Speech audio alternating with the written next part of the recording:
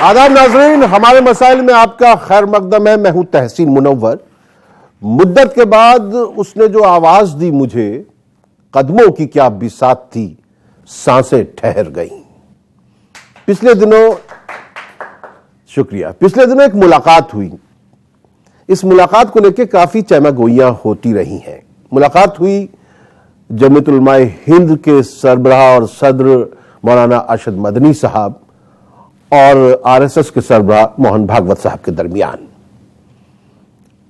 आखिर इस मुलाकात को लेकर इतना गौर करने वाली बात क्या थी? मिलते रहते हैं लोग, तो मिलना भी चाहिए। दिलों की उलझनें बढ़ती रहेंगी अगर कुछ मशवरे बाहम ना होंगे। लेकिन सोशल मीडिया पर एक तरह का हमने जब जायजा लिया तो ऐसा लगा कि कुछ लोगों ने तो बिल्कुल मौलाना अरशद मदनी साहब को निशाना सा बना लिया। आरएसएस का भी कहना था कि शायद ये मुलाकात जो है जाती नौयत की थी, इस पर इतना ज्यादा आम नहीं किया जाना चाहिए था। और इस मुलाकात का मकसद यकीनी तौर पर जो रहा होगा, उसमें जब मिलते हैं तो अपने दिलों के गुबार भी दूर किए जाते हैं और कुछ आगे का लाएअमल तय किया जाता है। मिलना चाहिए, क्यों नहीं मिलना चाहिए? एक ही मुल्क में रहते हैं, क्यों नहीं मिलते? हम देखते हैं सियासी पार्टियों के रहबरान को पार्लियामेंट में सब मिलते जुलते रहते हैं। तो ये जो हमारी मजहबी तंजीमें हैं वो अगर मिलती हैं, आपस में बातचीत करती हैं, तो इस पर फिक्र क्यों होनी चाहिए? और अगर मिलते हैं तो रात के अंधेरे में क्यों मिलते हैं? सवाल यह भी पूछा जा सकता है। दिन के उजाले में क्यों नहीं मिला जाता? और क्या बातें हुई ये सबको पता क्यों नहीं चल पाता? और क्यों पता नहीं चलना चाहिए और क्यों पता चलना चाहिए? बहुत सारे सवाल हैं, इफ और बट बहुत ज्यादा है। इस पर हम गौर करेंगे और हमारे दरमियान चार अहम शख्सियात मौजूद हैं।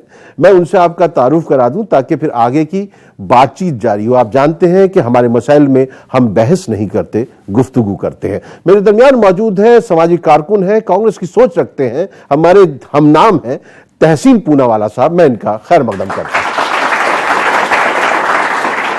सरकंदा सहाफी हैं और एक मुद्दत से कलम से जो है रोजी रोटी कमाने का इनको हुनर आता है।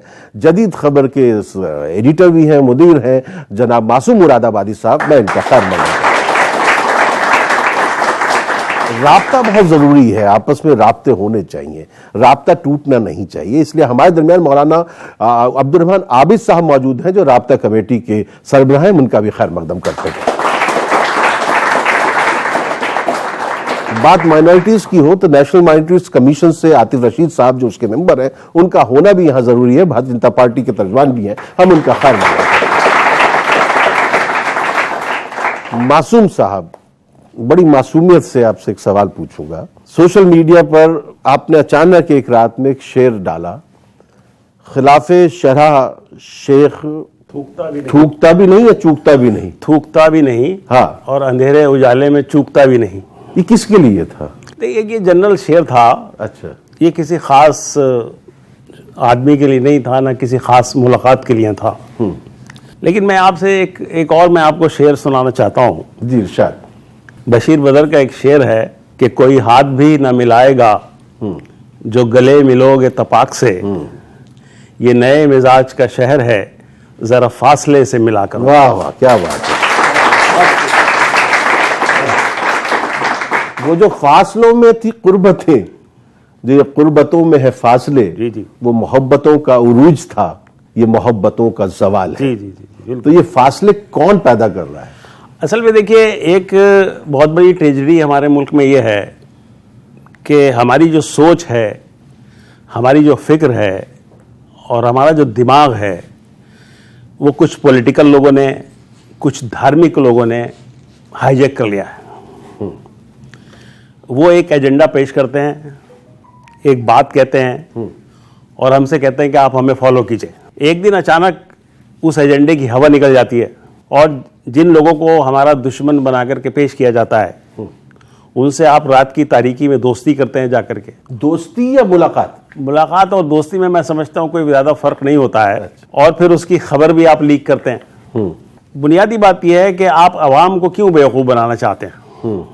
आवाम लड़ने के लिए, मरने के लिए, धक्के खाने के लिए, मुसीबत झेलने के लिए आवाम है। पब्लिसिटी हासिल करने के लिए, नेता बनने के लिए और बुलंदी पे पहुंचने के लिए आप हैं। तो जो आवाम है, जो पब्लिक है, वो भी तो आखिर इंसान है। वो कुछ सवाल पूछती है आपसे कि आप जिनके बुनियाद पर अपनी लीडरी चमकाते हैं, अपनी क़यादत चमकाते हैं, उन्हें आप फ़रेब क्यों देते हैं? उनके सवालों के जवाब क्यों नहीं देते? जब वो आपसे सवाल करते हैं, जब आप कम्युनिटी के लीडर अपने आप को कहते हैं, तो कम्युनिटी को कॉन्फिडेंस में क्यों नहीं लेते आप? उसका तरीका क्या है? उसका तरीका यह है कि आप कम से कम रात की तारीकी में जाकर के किसी से मत मिलिए। कोई भी इस मुल्क में अपने आप को यह नहीं कह सकता कि मैं किसी कम्युनिटी का एक वाहिद लीडर हूँ। इस मुल्क में बेशुमार लोग हैं, उनके बेशुमार अकीदे हैं, उनकी बेशुमार सोच है, फिक्र है, अलग अलग तरह से सोचते हैं लोग। कोई भी एक आदमी ये नहीं कह सकता कि मैं 130 करोड़ हिंदुस्तानियों का लीडर हूँ या उनको लीड कर सकता हूँ। आबिद साहब, सीधा आपके पास ही आ रहा हूँ। जो ये बात कह रहे हैं मासूम मुरादाबादी साहब, ये क़याम कैसा है राह में, तेरे ज़ौक़े इश्क को क्या हुआ, अभी 4 कांटे चुभे नहीं, तेरे सब इरादे बदल गए, क्या ये वही मामला है? मैं ऐसा नहीं समझता।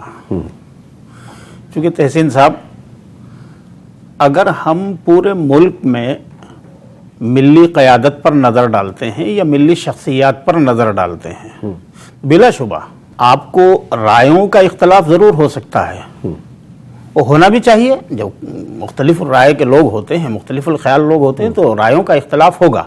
लेकिन तमाम तर इख्तलाफात के बावजूद कोई आदमी ये नहीं कह सकता कि मौलाना अरशद मदनी कम से कम ऐसा मिजाज रखते हैं कि वो किसी के सामने झुक जाएं या बिला वजह या कहिए कि बेदलील किसी की बात को यूं ही तस्लीम कर लें, अपने सर पे मुसल्लत कर लें। जहां तक मसला है मोहन भागवत से उनकी मुलाकात का, तो मोहन भागवत आरएसएस के चीफ हैं और मौलाना अरशद मदनी जमीयत उलमाए हिंद के चीफ हैं। बिल्कुल 2 तंजीमों के चीफ की मुलाकात है और उनके राबते में मुलाकात का जो वक्त तय हो, मेरी इत्तलात ये हैं कि मोहन भागवत साहब पिछले 18 महीनों से, एक रामलाल नाम के एक साहब हैं जो पहले बीजेपी में भी डिप्यूट किए गए थे आरएसएस की तरफ से, तंजीमी सेक्रेटरी थे नेशनल ऑफिस में, लेकिन अब उनको वापस भी बुला लिया नागपुर आरएसएस के लिए ही। वो पिछले 18 महीनों से मुसलसल कोशिश कर रहे थे मोहन भागवत साहब की तरफ से कि मौलाना अरशद मदनी साहब से उनकी मुलाकात कराई जाए। लेकिन और लोकसभा ऐसा आरएसएस की तरफ से कुछ कहा नहीं गया, कोई इस पर चुप्पी है। ठीक है, वो आरएसएस ने तो इस मुलाकात के लिए भी कुछ नहीं कहा। मुझे भी मालूम है कि आरएसएस ने शायद इस पर कुछ थोड़ा सा एक तरह से कहिए कि अदम इत्तफाक भी जाहिर किया कि भाई इसको इतना अवामी नहीं करना चाहिए था, जितनी बहस इस पर हुई है वो नहीं होनी चाहिए थी। वो उनकी अपनी पॉलिसी है, लेकिन कोशा थे वो कि भाई इनसे हमारी मुलाकात होनी चाहिए। लोकसभा इलेक्शन से पहले इन कोशिशों में बहुत ज्यादा शिद्दत आई थी कि किसी तरह लोकसभा इलेक्शन से पहले मौलाना की मुलाकात भागवत जी से हो जाए, लेकिन उस वक्त मौलाना ने बहुत वाज़ेह तौर पर मना कर दिया कि जब तक पार्लियामेंट के चुनाव का सारा मामला खत्म नहीं हो जाएगा उस वक्त तक मैं किसी से नहीं मिलने जाऊंगा। इलेक्शन के बाद चाहे रिजल्ट किसी के हक में आए, किसी के खिलाफ आए, हम मिलेंगे मोहन भागवत से। वो आरएसएस के चीफ हैं, वो किसी हुकूमत के कायद नहीं हैं, वो आरएसएस के कायद हैं और जमीयत उलमा के एक जिम्मेदार की हैसियत से मैं आरएसएस के जिम्मेदार से मिलने, उनके मुलाकात करने में कोई परेशानी नहीं होनी चाहिए। बिल्कुल नहीं होनी सबको शामिल कर। और मैं समझता हूं कि ये इसको हमें बहुत अच्छा समझना चाहिए कि अगर 2 मुतजाद रायों की तंजीमों के सरबराह आपस में किसी भी वक्त मिलने पर आमादा हो जाते हैं तो इसको समझना चाहिए कि जो एक जहरीली होना चाहिए, माना जाए, जो एक जहरीली फिजा है, हाँ, कम से कम अगर उसको खत्म नहीं कर सकते तो कुछ तो कमी तो आएगी। कौन बनाता है वो फिजा जहरीली, उस पर भी बात करेंगे। ये जो बात कह रहे हैं आबिद साहब, उससे आप कितना इत्तेफाक करते हैं? तस्मीर इत्तेफाक मैं यहां तक रखता हूं कि सबको सभी से बात करनी चाहिए, ये जरूरी है। हम एक जमहूरियत में रहते हैं, एक दूसरे से हमें बात करनी चाहिए, चाहे जितने भी डिफरेंसेस हो। लेकिन इसके बाद, इससे आगे मैं मासूम साहब से इत्तेफाक रखता हूं कि किसी भी बात से मैं इत्तेफाक नहीं रखता। हालांकि बड़ी मासूमियत से आपने कुछ नहीं कहा, लेकिन कुछ ना कहते हुए आपने सब कुछ कह दिया, तो मैं उससे इत्तेफाक रखता हूं। इस वक्त हमारे मुल्क में हालात इस तरह से है कि कुछ इलाकों में, कुछ सूबों में हिंदू मुस्लिम्स के बीच में जो है रिश्तों में दरार आ चुकी है। ये जो 2 तंजीम है जो अपने आप को सेल्फ अपॉइंटेड हिंदू और मुस्लिम के प्रतिनिधि मानते हैं, इन्होंने क्या मॉब लिंचिंग, एनआरसी, इन मुद्दों पर मैं कौन सही है कौन गलत है इस पर मैं टिप्पणी नहीं कर रहा हूं, क्या इस पर कोई बातचीत की? क्या इस पे बातचीत की कि आप जो युवा है इस मुल्क के, आपको नौकरियां कैसे मिलेगी? अब आप बोलेंगे इसका क्या मतलब होता है?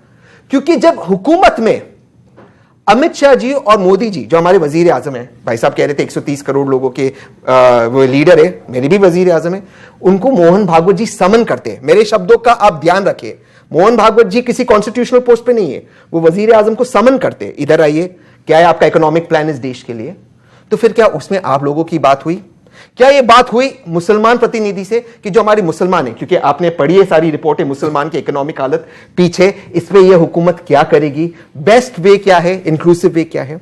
तो आप अपने आप को सेल्फ अपॉइंटेड प्रतिनिधि कहते हैं, नहीं आप ट्रांसपेरेंट हो, नहीं आप युवाओं की बात कर रहे हो, नहीं आप कोई और बात कर रहे हो, तो आप किस लिए प्रतिनिधि हो? उनके लाखों करोड़ों मेंबर हैं जो उनके साथ जुड़े हुए हैं, वो उनको रिप्रेजेंट करते हैं। तो इस तरह की सोशल ऑर्गेनाइजेशंस पूरे मुल्क में हैं जो लोगों को रिप्रेजेंट करती हैं। जब इस तरह की संगठनें लाखों करोड़ों लोगों को रिप्रेजेंट करती है, अब सेल्फ अपॉइंटेड कहते हैं हम लाखों, हमारे पास करोड़ों मेंबर्स है या मेंबरान है, तो फिर उनके फंडिंग्स, उनके पास पैसे कहां से थे, सरकारी इनको क्या क्या फैसिलिटीज मिलती, ये पब्लिक डोमेन में क्यों नहीं? क्योंकि ये सब आपका पैसा है। आप आरबीआई से 1,70,000 करोड़ लिए, ये आपका पैसा है, इनको क्या मिलता है, ये क्यों नहीं है? और मैं एक बात से पूछना चाहता हूं, आप बातचीत कीजिए, आप छाती ठोककर पब्लिक के सामने बात कीजिए। ये लीक होता है, बाद में होता है, चोरी चोरी चुपके चुपके होता है, क्यों आपको बात करनी है? बिल्कुल सही। अगर आप रिप्रेजेंट करते हो, आप छाती ठोककर सामने बात करो। क्या मैं ये बात कर? आतिफ भाई को शामिल कर लो। आतिफ भाई, ये जो बड़ा अच्छा जाते जाते वो एक लफ्ज दे गए, चोरी चोरी चुपके चुपके, इससे पहले पुराने हिंदी फिल्म में गाना होता था, मुलाकात हुई क्या बात हुई, तो ये सब क्या है? मुनव्वर भाई देखिए, जब मुझे आप चौथे नंबर पर बुलवा रहे हैं तो मैंने कहा कि आप सबको सुन ले, तो मैं तो अब तीनों को कंक्लूड करूंगा। बिल्कुल बिल्कुल। सबसे पहले जो मासूम साहब ने कहा कि कोई हाथ भी न मिलाएगा जो गले मिलोगे तपाक से, उसका जवाब मैं दे देता हूं कि आंधियां मगरूर दरख्तों को पटख देती हैं। वाह। आंधियां मगरूर दरख्तों को पटख देती हैं, शाख वही बच जाती है जो जरा लचक जाती है। क्या बात है, वाह। देखिए बात ऐसी है, दूसरे में अभी तहसीन भाई ने कहा कि भाई ये होते कौन है साहब, अगर ये कुछ ना होते तो आज हम और आप यहाँ डिबेट करने के लिए उनके ऊपर ना बैठे होते। ये दोनों तंजीमें वास्तव में कुछ हैं, इस देश में माने रखती हैं, आरएसएस भी और जमीयत उलमा हिंद भी, तभी आज हम यहाँ पर डिबेट करने के लिए बैठे हैं। ये भी एक वास्तविकता है। दूसरी बात ये कि कभी आप मुझे कहीं पर भी एक रिकॉर्ड उठाकर ऐसा दिखलाइए कि आरएसएस के चीफ ने, चाहे वो आदरणीय मोहन भागवत जी हों या पहले रहे हों केसी सुदर्शन जी, कि उन्होंने भारतीय जनता पार्टी के किसी नेतृत्व को नोटिस करके बुलाया, सम्मान करके बुलाया।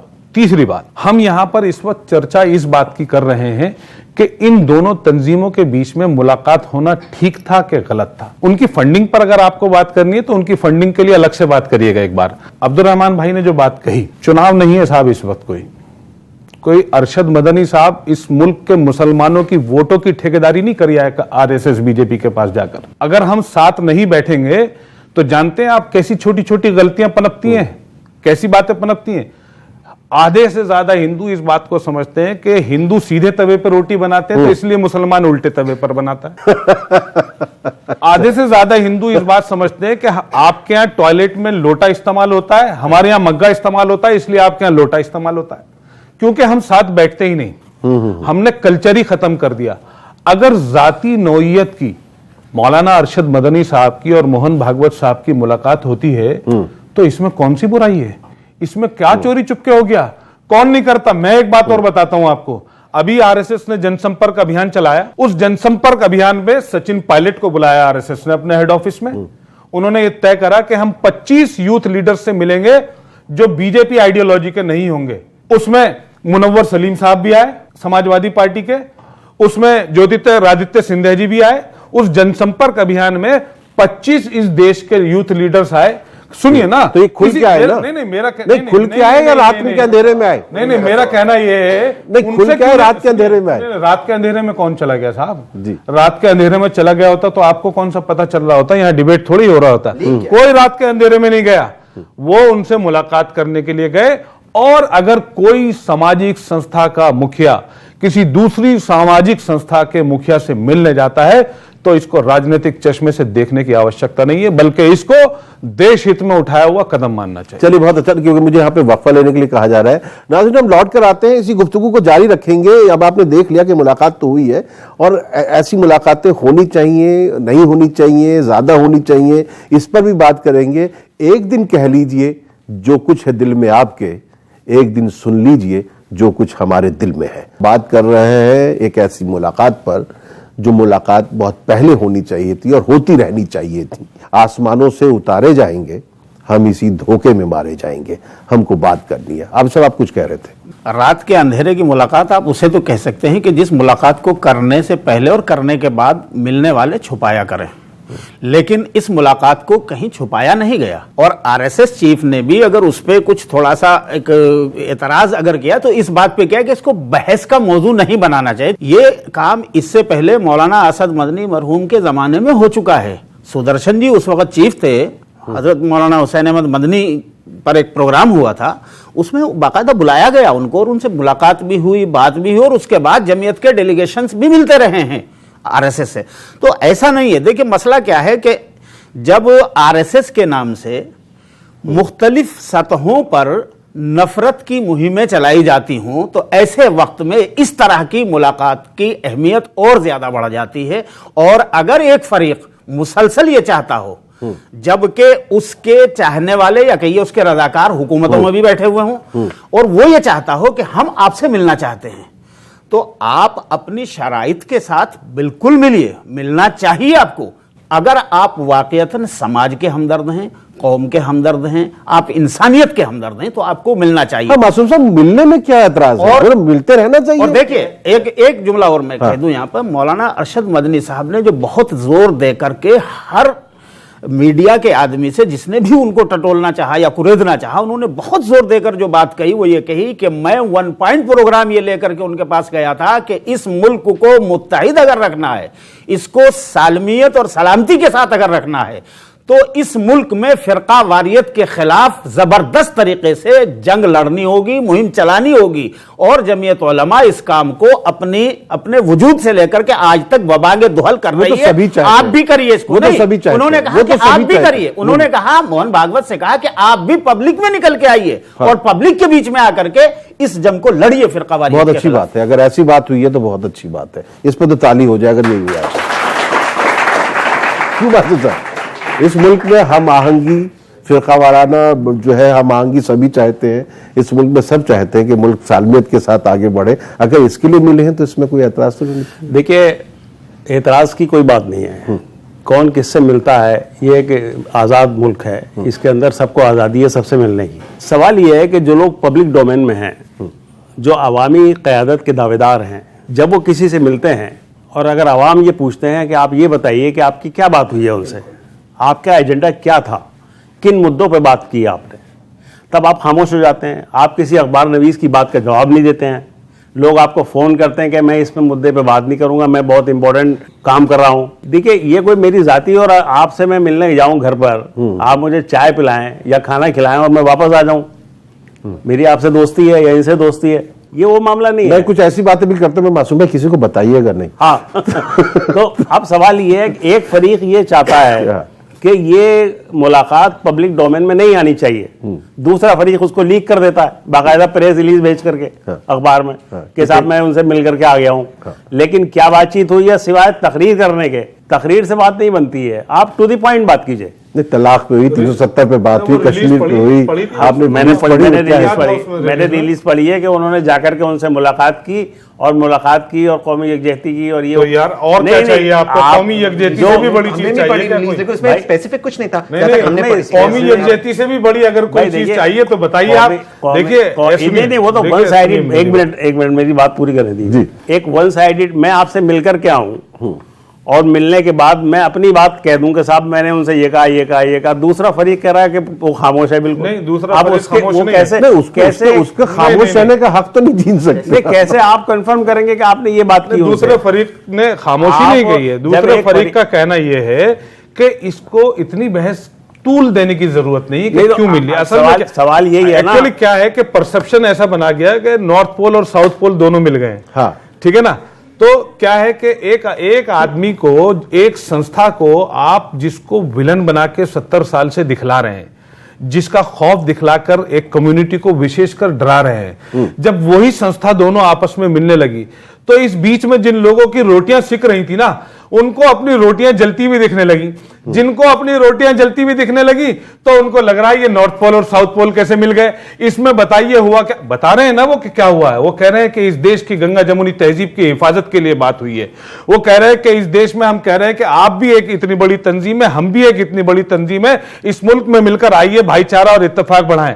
तो इससे ज्यादा और क्या चाहिए। अगर इससे ज्यादा तो बड़ी अच्छी बात हो रही है अगर वो मिल रहे हैं, बातचीत कर रहे हैं और देश में जो है एकता अखंडता के लिए जब काम हो रहा है तो अच्छा है मेरे ख्याल से। मैं मिल रहा हूं आप लोगों के लिए, ये मिल रहे हैं आप लोगों के लिए, लेकिन इत्तेफाक से आप लोगों को ही नहीं पता कि आपके बारे में क्या बात हो रही है। किसको पता होना चाहिए। एक सेकंड, मैं आपके बीच में नहीं बोला, प्लीज हम एक दूसरे को रिस्पेक्ट करें, ये अच्छी बात है। आरएसएस का हेडक्वार्टर्स नहीं, तहसीन भाई का स्टूडियो है। दूसरी बात, तो बातचीत हम किसके लिए कर रहे हैं। दोनों कहते हैं हम आवाम के लिए बातचीत कर रहे हैं, आवाम को पता ही नहीं उनके लिए क्या बातचीत हो रही है। देखो आज इस मुल्क में सबसे बड़ा मुद्दा क्या है। आप लोग सब शायद मीडिया स्कूल से आते हो, आप लोगों को इस बात की गारंटी नहीं है कि आपके डिग्री के बाद आपको नौकरी कहां मिलेगी। हिंदू मुस्लिम यहां पर किस तरह से बातों को छोटा किया जाता है, यहां पर उदाहरण दिया जा रहा है। मग्गा, लोटा, टव्वा, यह कोई मुद्दा नहीं है इस मुल्क में, यह कोई मुद्दा नहीं है। मैं आज इस मुल्क में रहता हूं, मेरी मम्मी मुसलमान है, मुझे इस मुल्क में कभी कोई तकलीफ नहीं हुई है। ये जबरदस्ती के मुद्दे क्यों बनाए जा रहे, इसलिए बनाए जा रहे क्योंकि आप लोगों से छुपाने की कोशिश हो रही है, आप लोगों को हिसाब नहीं देना है। तो इस तरह की हमने बात की, रात को बात की, आप लोगों को बात नहीं। अरे क्या बात की, वो मीडिया में बैठे बताओ उनको, कोई गलत बात नहीं की, छुपाने वाली कौन सी बात है, आपके लिए बात की ना। दूसरी बात कहते कि देखिए आरएसएस जो है मुल्क के लिए काम करता है, मानता हूं। आरएसएस जो है हिंदुओं का प्रतिनिधि है कुछ हद तक, ठीक है, हिंदुस्तान का प्रतिनिधि मैं नहीं मानता हूं। मैं 130 करोड़ मैं 130 करोड़ आरएसएस सिर्फ हिंदू में मत तोलिए, ठीक है, भारतीयों का प्रतिनिधि है, मानता हूं। भारतीयों में आज तक आरएसएस का एक भी चीफ दलित क्यों नहीं हुआ, वो भारतीय नहीं है, एक भी नहीं हुआ। बीजेपी के जितने अध्यक्ष है सारे आरएसएस के, बिना आरएसएस का एक भी अध्यक्ष क्यों नहीं हुआ आज तक। बिल्कुल कांग्रेस का चीफ क्यों नहीं हुआ। सीताराम केसरी से लेके प्लीज इनको 130 साल के इतिहास में से कम 18 चीफ उनके दलित है। आप प्लीज इतिहास पढ़े, दीनदयाल उपाध्याय व्हाट्सएप यूनिवर्सिटी से बाहर आइए, हम फैक्चुअल बातें करें। ये आरएसएस जो झूठ फैलाने का, कांग्रेस का एक भी चीफ दलित नहीं हुआ, टेरा है, उनके एक भी नहीं हुआ। तो हम इस चीज की बात करें, हम व्हाट्सएप बात ना करें। तो हम क्या हम दलित इस मुल्क के का पार्ट नहीं। फिर कहते हैं आरएसएस जो है हुकूमत में उसका कोई लेना देना नहीं है, तो फिर क्यों जाते प्राइम मिनिस्टर उनको रिपोर्ट करने। और हुकूमत में लेना देना नहीं, सचिन पायलट को समन करते।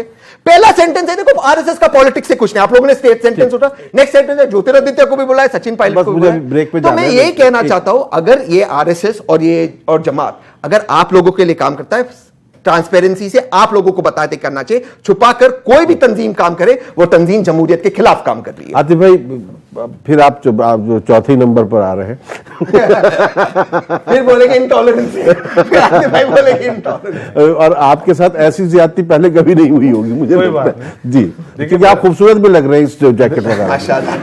देखिए मुनव्वर भाई, मैं आपको फिर एक बात कह रहा हूं जी कि तहसीन भाई इशू को डाइवर्ट कर रहे हैं। बात ये हो रही है, दो सामाजिक तंजीमों के मुखिया मिले। अरशद मदनी साहब जो हैं प्राइम मिनिस्टर से नहीं मिले हैं जो रोजगार की बात करेंगे। अरशद मदनी साहब होम मिनिस्टर से नहीं मिले हैं जो लिंचिंग की बात करेंगे। अरशद मदनी साहब गृह मंत्री से नहीं मिले हैं कि वो डिफेंस मिनिस्टर से नहीं मिले हैं जो बॉर्डर सिक्योरिटी की बात करेंगे। अरशद मदनी साहब वित्त मंत्री से नहीं मिले हैं। अरे लोटा की बात मैं आपको परसेप्शन बता रहा हूं। मैं वो मिले हैं इसलिए कि आरएसएस के पास भी करोड़ों लोगों की तंजीम है और जमीयतुल उलमा इनके पीछे भी उसके करोड़ों फॉलोवर्स हैं। वो कह रहे हैं कि वो करोड़ों फॉलोवर्स मिलके इस मुल्क के जिम्मेदार नागरिक बनके इस मुल्क में अमन और भाईचारा कायम करें। और दोनों तंजीमें अलग ऐलान बता रही हैं, अपने फॉलोवर्स को बता रही हैं कि हम लोग इसलिए मिले हैं कि इस मुल्क में अमन और भाईचारा कायम हो। एक्चुअली अरे क्या बात हुई? जब मिलेंगे साथ बैठेंगे तभी तो होगी बात। जब साथ बैठेंगे ही नहीं तो कोई फार्मूला कहां से तैयार होगा? पहली बार बैठे, जिनकी रोटियां जल गई उन्होंने इसमें आप मॉब लिंचिंग जिनकी रोटियां जल रही है, एक्चुअली क्या है, जिनको प्रॉब्लम हो रही है ना, जिनकी रोटियां जल रही है तवे पे, उनको प्रॉब्लम ये हो रही है कि ये साथ क्यों आ रहे हैं। ये भी मुमकिन है, ऐसा लगता है कि आगे चल के भी मुलाकातें हो, फिर कोई जॉइंट स्टेटमेंट भी आ जाए, हो सकता है, ये भी लगता है, कुछ भी हो सकता है।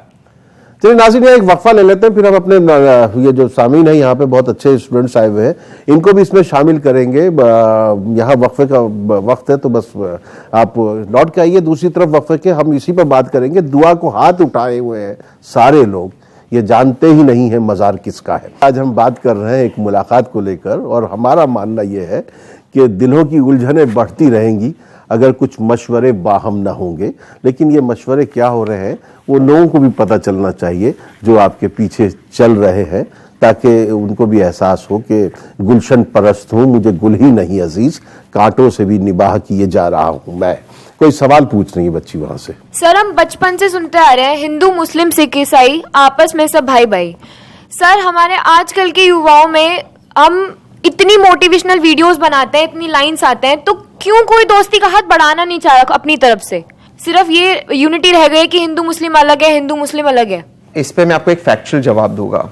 यूएन की एक रिपोर्ट है और येल यूनिवर्सिटी की एक रिपोर्ट है। वो रिपोर्ट ये बताती है कि पिछले 30 सालों में हमारे मुल्क में एक सियासी दल का फायदा हुआ है जो विपक्ष से लेकर आज हुकूमत में है, और वो तब तक हुकूमत में आती जब वो हिंदू मुस्लिम का जहर फैलाती है। ये येल यूनिवर्सिटी की रिपोर्ट है, यूनाइटेड नेशंस की रिपोर्ट है।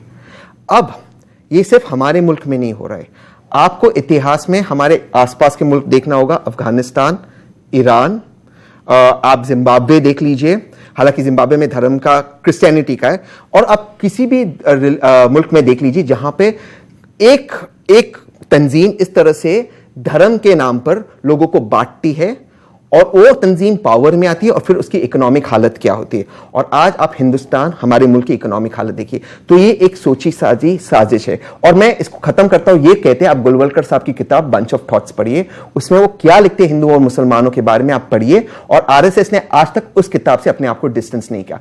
यहां तक कि जो तिरंगा यहां पे हम पहनते हैं, जिसके लिए हम सब शहीद हो सकते, जो तिरंगा मैंने यहां टैटू करा है, वो तिरंगा के बारे में कहते हैं ये अशुभ है और ये तिरंगा नहीं होना चाहिए। ये है आरएसएस की विचारधारा। अब इस तंजीम से आपको कैसे, ये तंजीम जब तक पावर में रहेगी हिंदू मुस्लिम ही करेगी और इकोनॉमी को खत्म करेगी। आते हुए कुछ इस पे जोड़ना चाहेंगे आप? देखिए, ऐसा है कि ये सब अपने अपने नजरियात की बात है। जब हम लोग हज पर जाते हैं ना, तो किसी भी एयरपोर्ट पर जाके देखिएगा, इंडिया पे सबसे ज्यादा खिदमत करने वाले लोग हिंदू होते हैं। और मैंने अपने बचपन से आज तक एक बात देखता आ रहा हूं, मैं आजाद मार्केट में रहता था कि मेरे मोहल्ले में एक लड़का था अमित, वो जब नौकरी के लिए इंटरव्यू देने जाता है तो पहले मस्जिद पर मत्था टेक कर जाता है। ठीक है जी। सियासी पार्टियां जो हैं, अभी तहसीन भाई ने कह दिया, एक पॉलिटिकल पार्टी है, उसको 57% 58% तक वोट मिल गया, भारतीय जनता पार्टी। इनका कहना यह है कि इस देश में 58% हिंदू कम्युनल हैं जिन्होंने वोट दिया है। तो ये यही कहना है, मुसलमानों ने भी दिया, वो जितना दिया है बहुत कम परसेंटेज है मुसलमान, बहुत कम परसेंटेज। यही तो आप क्या कहना चाह रहे हैं कि वो जिन मुसलमानों, आपके सवाल का जवाब नहीं अभी नहीं मिला आपको, अभी नहीं मिला आपको। देखिए, ये बताना चाह रहे हैं कि इस मुल्क का हिंदू जो एक बात कर रहे हैं, जो बेंगलुरु के ऐश्वर्या पर कह रहे थे कि नहीं, मेरी बात तो सुनिए ना आप, कि इनका कहना ये कि जो भारतीय जनता पार्टी को वोट दे रहा है हिंदू, वो कम्युनल है। ठीक है, जबकि ऐसा कुछ नहीं है। देखिए, इस मुल्क में आपको एक काम करने की जरूरत है, थोड़ा सा सोशल मीडिया से बाहर आ जाइए। अब जब आप सोशल मीडिया से बाहर आएंगे तो अपने इतराफ में देखिएगा, तो आपके अतराफ में चारों तरफ सब अमन शांति चैन है, सब मोहब्बत से हैं, भाईचारे से हैं। पहलू खान तो ठीक है ना जी, पहलू खान वो अभी राजस्थान में जाके, इनको राजस्थान नहीं दिखेगा, इनको बोडो मुस्लिम जो आसाम में हुआ था 2011 में, वो नहीं दिखेगा। इनको मलियाना, मेरठ, हाशिमपुरा कुछ नहीं दिखेगा। इनको वही ये एक खास चश्मा लगाकर देखेंगे, मेरठ नहीं दिखेगा, मलियाना नहीं दिखेगा, हाशिमपुरा नहीं दिखेगा, भागलपुर नहीं दिखेगा। इस देश के आजाद हिंदुस्तान के 1 लाख दंगे नहीं दिखेंगे इनको एक एक दिखेगा। देखिए, जब एक घर में 5 बर्तन होंगे ना, तो खड़केंगे भी। जिम्मेदारी किसकी है? जिम्मेदारी किसकी है? बर्तन खड़के, किसी के सर पे ना खड़के। कोई और सवाल इधर से? जी बेटा। सर, हम लोगों के ईश्वर एक ही, हम लोगों के फिर भी हम लोगों ने अलग अलग धर्म प्रकार के बांट दिए हैं, फिर हम क्यों आपस में भाईचारे की भाव नहीं रखते हैं, आपस में क्यों हम एकता नहीं रखते हैं, जबकि हम लोगों को ईश्वर नहीं बनाया एक ही। आप रखते हैं भाईचारा यस इन सब में? यस। तो बस यही से शुरुआत होगी। यहीं से शुरुआत है। ठीक है, बहुत अच्छा, बहुत खूब, बहुत खूब। हाँ, और कोई सवाल? सर मेरा आपसे एक सवाल है कि आपने कहा कि मोहन भागवत और मौलाना मदनी साहब के मुलाकात कराने के लिए 18 महीने का वक्त लगा दिया। 18 महीने का वक्त बहुत लंबा वक्त है। आखिर कौन सी बात है, कौन सी सोच है, क्या इख्तलाफ है दोनों के बीच में कि इतना लंबा वक्त लगा दिया? मैं समझता हूँ कि जो इन दोनों के बीच में नेगेटिव थॉट्स है ये आखिर कैसे दूर होगा? लेकिन ये एक ही वर्जन है, इसमें दूसरी तरफ से ये बात नहीं आई है कि इतना वक्त लगा है कि नहीं लगा। 18 महीने क्यों लगे? एक कॉल पे क्यों नहीं मिल लेते? अगली बार तहसीन भाई आपके पास जब कॉल आए तो आप एक ही कॉल पे भेज दीजिएगा जिसको आप। मेरा ऐसा मानना नहीं है कि 18 महीने लगे हों। ये अभी मौलाना अब्दुल रहमान आबिद साहब ने बताया कि 18 महीने लग गए, एक बात। दूसरी बात मौलाना अब्दुल रहमान साहब ने एक बात और भी क्लियर कर दी है यहाँ पर, ठीक है, जिसकी मुझे जानकारी नहीं थी कि ये कोई आरएसएस और जमीयत उलमा वालों की कोई पहली बार मुलाकात नहीं हुई। मौलाना असद मदनी साहब जो थे वो भी पहले मिल चुके हैं, प्रोग्रामों में भी आ चुके हैं, जमीयत के डेलीगेशंस भी जा चुके हैं, और मिलना जुलना तो चलता रहना चाहिए, इसको राजनीतिक चश्मे से देखना नहीं चाहिए। तो और मुलाकातें होंगी। और दूसरी बात मैं तमाम मुसलमानों से एक बात और कहना चाहूंगा कि आप मौलाना अरशद मदनी साहब को इस देश के उन सो कॉल्ड सेकुलर पार्टीज के नेताओं की तरह मत मान के चलिए कि वो आपका सौदा कर आएंगे। अगर उन्हें सौदा करना होता तो वो चुनाव से पहले मिल आते, वो चुनाव के बाद मिलकर आए। आप उन पर भरोसा रखें, मेरी यकीन है कि वो आपकी बात नीचे नहीं होने वाली। मैं ये दुआ करता हूं मन से, न किसी मौलाना न किसी पंडित के पास आपका सियासी अधिकार हो। जिस दिन किसी रिलीजियस आदमी के पास आपका सियासी अधिकार होगा उस दिन ये मुल्क सही मायने में खत्म हो जाएगा और पाकिस्तान बन जाएगा। मुल्क में किसी भी रिलीजियस आदमी के पास वो हक नहीं होना चाहिए, वो हक सिर्फ और सिर्फ आपके पास होना चाहिए। आप मान रहे हैं ना ये बात? चले आरएसएस सवाल लेने, फिर आखिर में आप लोगों को मौका मिलेगा। बेटा पूछिए। आपस में बात हो रही है ऐसा हमें पता चल रहा है, ऐसा क्या किया जाए कि वो चीजें हमारे सामने भी आए और मुलाकात और बढ़े दोनों के बीच? वेरी गुड जी। आबिद साहब आप बोल दीजिए। मैं ये कह रहा था कि देखिए 2-3 बातें मासूम साहब ने भी कही, तहसीन साहब ने भी। आप तहसीन पूना वाला बोल दें ताकि तहसीन पूना वाला नहीं, तहसीन मुनव्वर लगे कि तहसीन मुनव्वर नहीं है। आपके नाजरीन अभी इतने नादान नहीं हुए हैं कि वो तहसीन से समझ ना पाए। वैसे बुनियादी तौर पर किसी भी तंजीम या किसी भी जमात का आज तक का ना तो तरीक़ेकार रहा, ना कोई दस्तूर ऐसा रहा कि वो मिलने से पहले पूरी आवाम से किसी चीज का मशवरा करे कि साहब ये कर लूं या ना करूं। और दूसरा, जब सरबराहान तंजीमों के या जमातों के या कंपनियों के भी, छोटी छोटी कंपनियों के भी जब मिलते हैं तो वो उतनी बात आकर के पहले मरहले में रखते हैं जितनी जरूरत होती है, और उसके बाद जैसे जैसे उस काम को वो आगे बढ़ाते चले जाते हैं तो फिर उतनी ही बात और आगे निकल के आती है। बुनियाद दूसरी चीज मैं कहना चाहता हूं, तहसीन भाई ने 3 बार उस बात को दोहराया कि साहब लिंचिंग पे आपने बात नहीं की।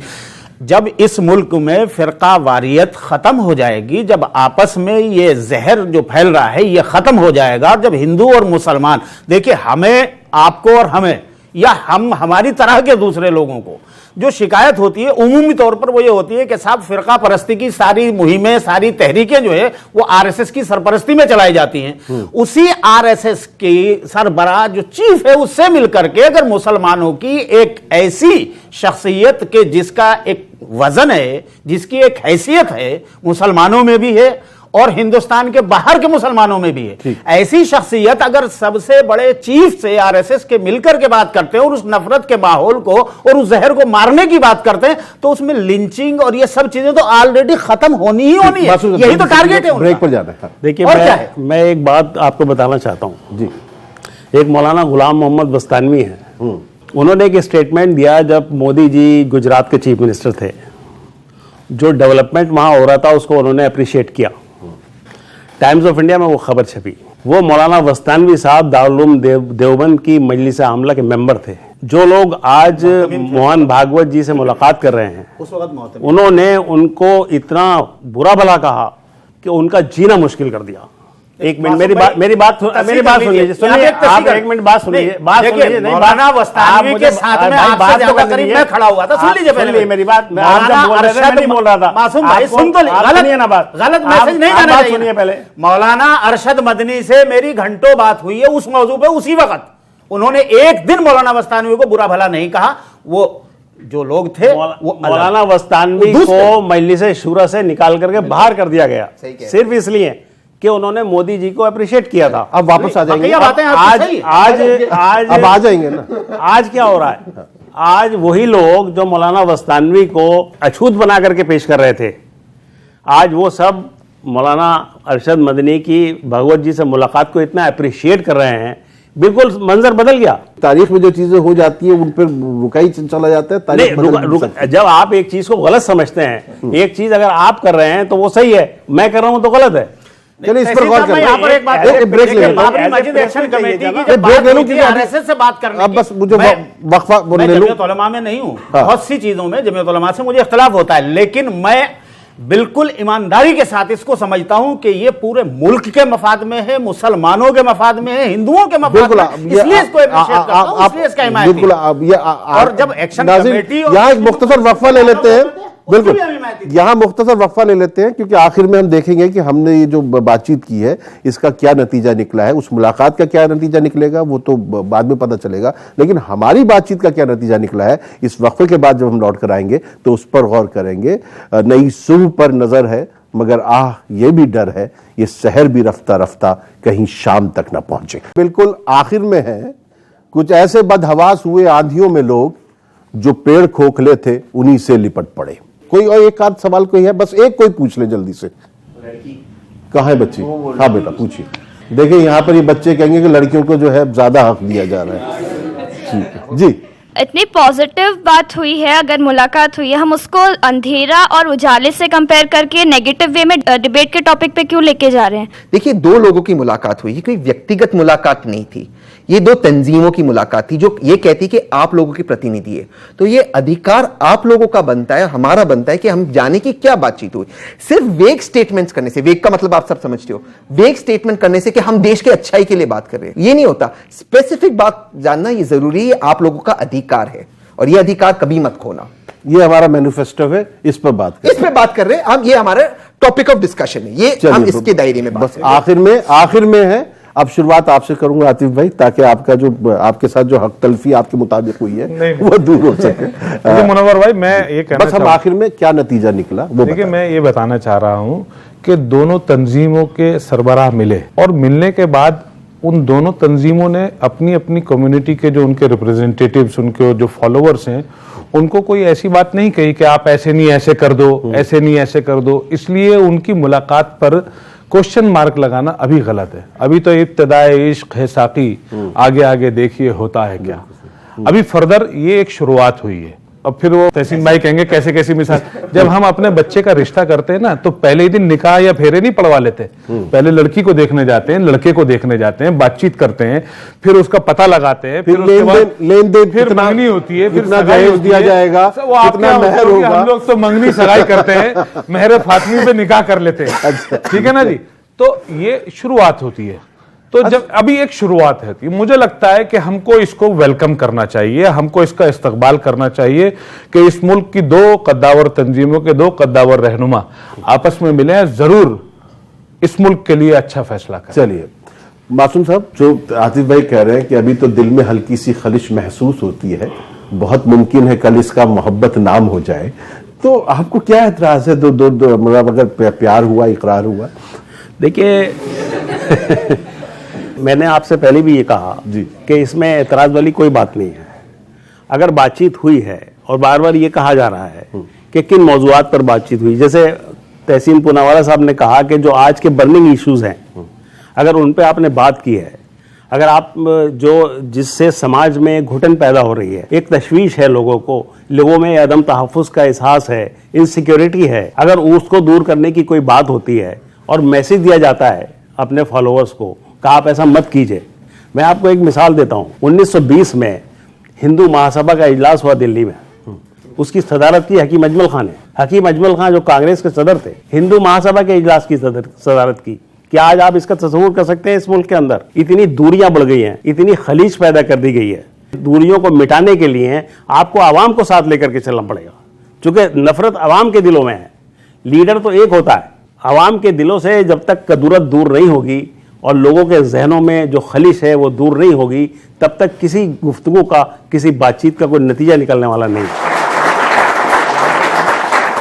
तहसीन साहब, ये जो दिलों में कदूरतें हैं, नफरतें हैं, खलिश है, सब कुछ है, उलझन है, घुटन है, हरास है, तपिश है, कर्ब है, इंतशार है, वो भीड़ है कि सांस भी लेना मुहाल है, ये सब कुछ जो है, अगर इसको कैसे दूर करेंगे आप? इसको आप इस तरह से दूर कर सकते हैं कि आपको और किसी तंजीम की जरूरत नहीं है। आपको सिर्फ एक किताब को पढ़ना है और वो है इस देश का आईन, इस देश का संविधान। आपको उसको पढ़ना है, उसको सजदा करना है, उस पर अमल करना है, उस पर चलना है।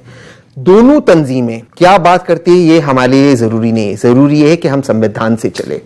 क्या हम संविधान से चल रहे? दूसरी बात कर रहे थे रिश्ते की, लड़का लड़की को देखता है। मेरी तो लव मैरिज हुई, कोई परिवार वाले नहीं गए एक दूसरे को देखने को, लेकिन मेरी लव मैरिज में मेरी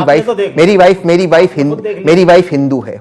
ये जब हम डेटिंग कर रहे थे और वो पूना आई, जब मैं उसे गणेश फेस्टिवल, गणेश मंडल में लेके, वहां पर पंडल कहते हैं उसे, जिसने उसे आर्टी सिखाई, वो लड़के का नाम इमरान था। और उस वक्त मुझे ये स्ट्राइक हुआ कि ये मुल्क इतना महान है कि एक इमरान नाम का लड़का मेरी हिंदू वाइफ को मराठी में गणेश की आरती सिखाता है।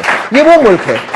क्या इस मुल्क में आपको दो तंजीमों की जरूरत है कि एक दूसरे के साथ एक हो, या आपको रूल ऑफ लॉ की जरूरत है, जहां पर वजीर आजम कहे कि जब लिंचिंग होती है वह उनके मेंबर ऑफ पार्लियामेंट बुलाकर कॉन्विक्टेड लोगों को तिरंगा से ना लहराए, फूलों के माला से ना लहराए और उनको जेल में बंद करे? क्योंकि लिंचिंग बंद होगी तब आपको नौकरी मिलेगी, क्योंकि जब तक लिंचिंग होगी तब तक कोई इस मुल्क में इन्वेस्ट नहीं करेगा। किस चीज की जरूरत है, दो तंजीमों की या संविधान की? यह सवाल लेकर आप जाइए और उन तंजीमों से भी पूछिए। चलिए, आखिर में मौलाना अब्दुल रहमान आबिद साहब, इस राब्ते को किस तरह बरकरार रखा जाए और ऐसी जो लोगों के दिलों में जो शक व शुबात है, आगे भी मुलाकातें होनी चाहिए, अगर है तो वो शक व शुबात दूर हो, ताकि एक बहुत ही मस्बत जो है पैगाम सब में जाना चाहिए। मेरी तकरीबन 35 साल की जिंदगी दिल्ली में गुजर रही है और ये देखते हुए गुजर रही है कि हमारी तमाम जमातों और तंजीमों में जो सेकुलर हिंदू क़यादतें मजहबी हों या सियासी हों, उनको बुलाया जाता है, उनके खिताबात को सुना जाता है और बड़ी कदर की निगाह से उनको देखा जाता है।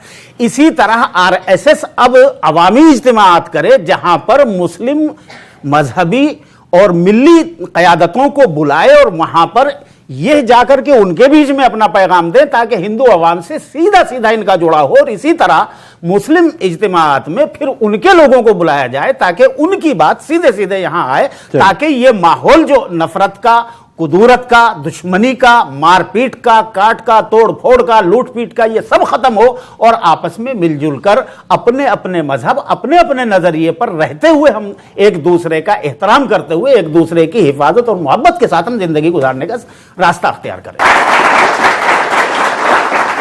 देखिए, इस पे मुलाकात पे इतना ऐसा शोर शराबा ना हो कि आगे जो है दो दिल मिलते हुए जो है वो रह जाए, परेशान हो जाए कि फिर हम आगे मिलेंगे तो लोग क्या कहेंगे। देखिए, मोहब्बत के मामले में तो इस तरह के जो है रुकावटें आती रहती हैं कि लोग ना जाने क्या क्या कहते हैं। लेकिन बस आज के लिए इतना ही। इतना याद रखिए कि हम मिले तुम मिले एक दूजे के लिए, उसको कसम लगे जो बिछड़कर एक पल भी जिए। बहुत बहुत शुक्रिया।